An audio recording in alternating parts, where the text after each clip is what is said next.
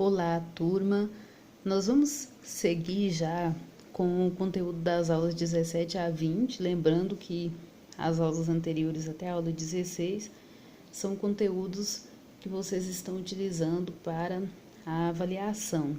Então, nós vamos focar nesses aqui, nos demais vocês vão ter até mais tempo para estudarem, né, mais condições para mergulharem um pouquinho mais. Continuando essa parte da importância e legislação, ou importância da legislação relacionada à prática de associativismo e de cooperativismo, nós vamos primeiro tratar alguns pontos da Lei 5.764, de 16 de dezembro de 1971, que é a lei que é chamada também de Lei Geral do Cooperativismo e que vai reger essas práticas no Brasil. É importante frisar que as práticas cooperativas elas podem ser desenvolvidas pela sociedade civil, que são os chamados particulares, ou podem vir também de práticas originadas do próprio setor público. Esses pontos aqui da própria lei são extremamente importantes para a gente entender a dinâmica das sociedades cooperativas. A partir do que a lei diz, as cooperativas nascem da celebração de contrato entre pessoas que aceitam contribuir com seus bens e serviços para que a atividade econômica sem fins lucrativos aconteça. Existe aí a adesão voluntária das pessoas que vão ser cooperadas, né, também chamadas de associadas, tem o mesmo termo aí para que a gente utiliza no caso de associação, todo mundo se associou, ou seja, para uma cooperativa ou para uma associação se chama associado, ou no caso de cooperativa a gente também fala cooperado. Nós temos que nas cooperativas, de acordo com a lei, existe um número ilimitado de associados, a depender da capacidade técnica e produtiva daquela atividade.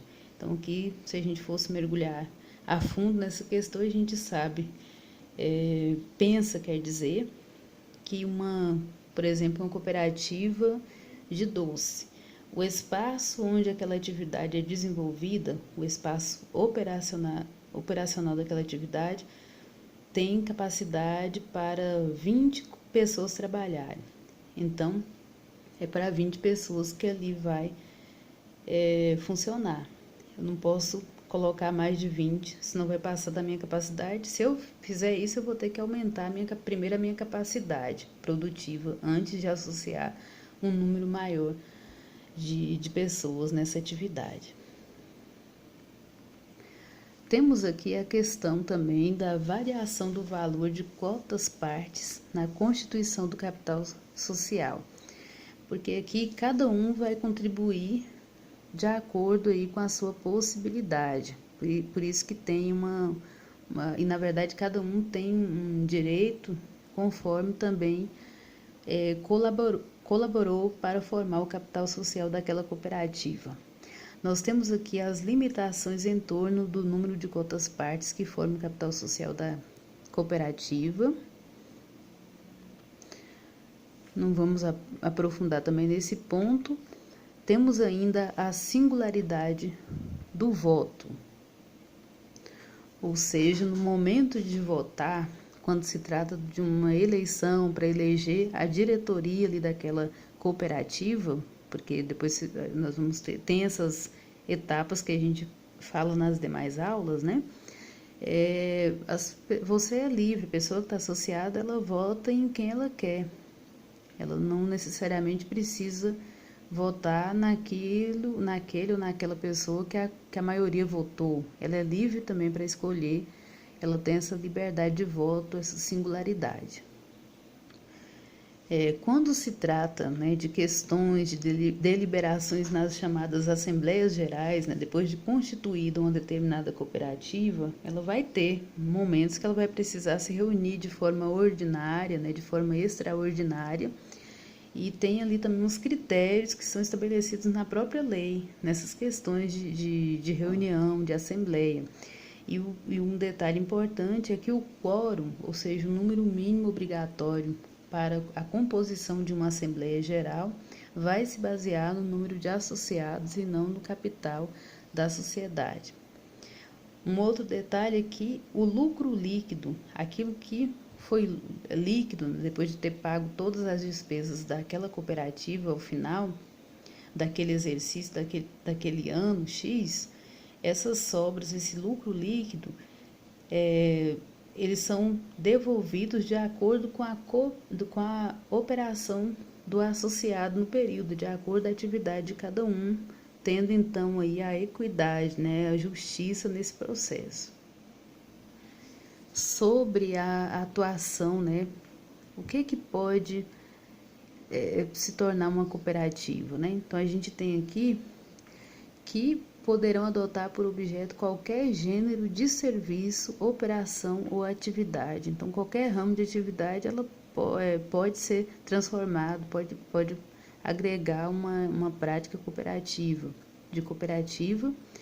tendo o cuidado de utilizar sempre a expressão cooperativa.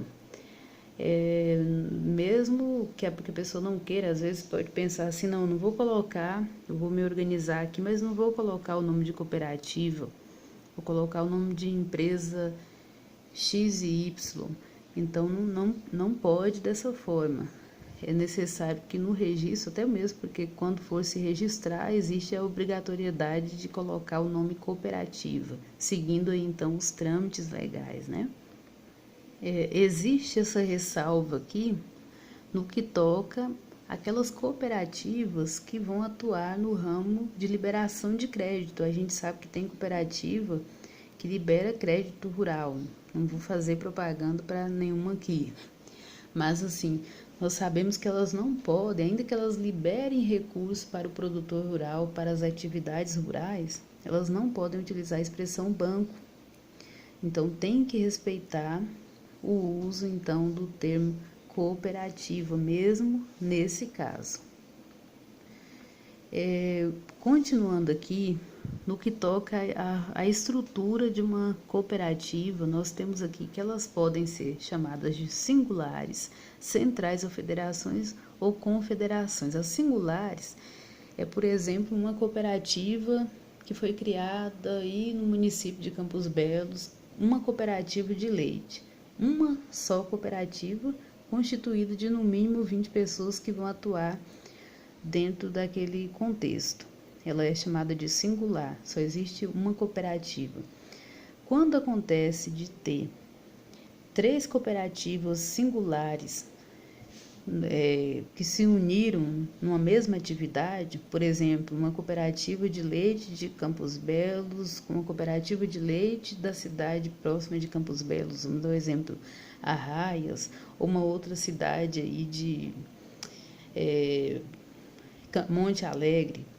Então, faz de conta, vamos pensar nesse sentido de dessas 3 se unirem da mesma atividade e se uniram para melhor operacionalizarem suas atividades e fortalecerem-se no mercado. Então, elas são chamadas de federações ou centrais.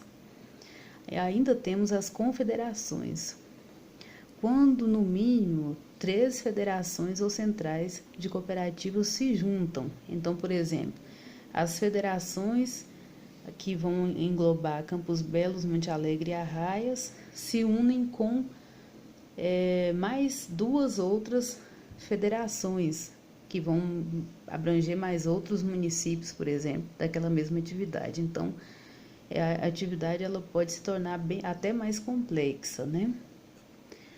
A constituição de uma cooperativa ela se dá mediante a deliberação de uma Assembleia Geral estabelecida pela presença de seus fundadores. Isso aqui é mais claro nas aulas seguintes, onde a gente coloca o chamado passo a passo para a constituição de uma cooperativa, né? E também tem o caso da constituição de uma associação. Então, lá vocês têm esse passo a passo que ajudem muito a entender melhor essa parte aqui. Para concluir, como nós não vamos ter tempo de mergulhar muito nesses pontos, é importante que, ao pensar em se constituir uma cooperativa, se busque a legislação referente, que nós já falamos da lei específica e a lei geral do cooperativismo, e principalmente ter atenção com a forma de constituição dessas sociedades, como é que é o processo de autorização do funcionamento, como é que deve ser feito o estatuto social, os livros, o capital social, quais são os fundos relacionados ao cooperativismo, como é que deve ser a questão dos associados, quais são as restrições que existem no caso de um associado em uma cooperativa, os órgãos sociais, as assembleias gerais que devem compor uma cooperativa, as assembleias gerais ordinárias e extraordinárias, os órgãos de administração de uma cooperativa, o conselho fiscal, os processos de fusão, incorporação e desmembramento, a dissolução e liquidação de uma cooperativa, né, caso vier isso acontecer, o sistema operacional das cooperativas, a distribuição das despesas, as operações de uma cooperativa, as questões que envolvem prejuízo, sistema trabalhista, fiscalização, controle, o Conselho Nacional de do Cooperativismo, quer dizer, os órgãos governamentais, a representação do sistema cooperativista, quais são os estímulos creditícios que existem para essa área, as disposições gerais. Tudo isso aqui pode ser simplificado com uma assistência jurídica, né? Também a busca por profissionais habilitados nesse campo.